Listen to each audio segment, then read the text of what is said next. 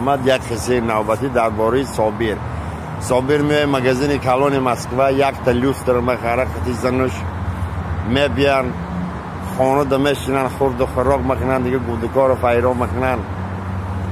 لوستر خریدن. навор сохта шудагии бо дастгирии сайти 1xbet дараҷа коэффициентҳои зиёд ва бонусҳои гуногуна меёбем ки силкаш дар комментария. ҳамчунин агар бо промокоди ёвонӣ шумо регистратсия кунед барои пардохти аввалин тон 6500 рубл бонус медиҳанд. Я салому алейк ай мулки ғариб ай номи банда Шер Муҳаммад. Як қисаи навбатӣ дарбораи Собир меояд магазини калони Москва як та люстр мехара хати зануш мебиян خانه میشینن خورد و خراق میکنن دیگه گودکار و فیرا میکنن لوستر خریدن گفته صابر میزنه افگارباد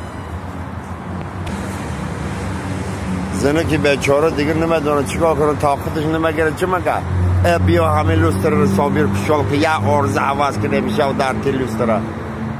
صابر هم میخزم کلده و خورده میاد تو برید کنه میمونه میروی زنه اگه لوستر میدی همون بالا ده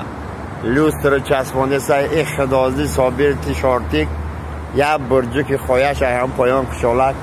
این زنه خیلی تمیت هستن نگاه داره صابر جان نغلطه گفته دورای دختریش به خاطرش میرسه ای همون تا همه خیل در خواهی صابر همون خیلی یک کرد مزنه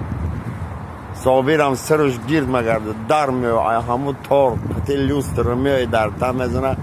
لوستر مایده تو برید که مایده زنگ میترسه ولی هم میگرزه با اوز یب دست یب پیولا میه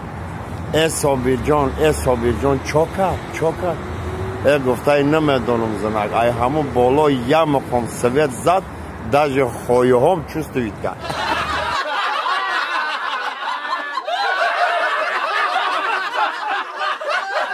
سلام علیکم صبح خیر هواداران شهر محمدی جون.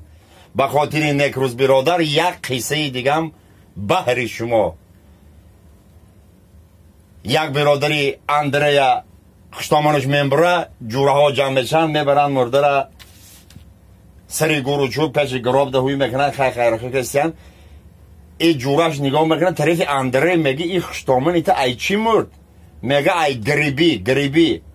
با میگه چوی توی چشمش سیاه لو داش همه دریدگی مگه خدا زده گریبی رو نخورد زدمش مرد.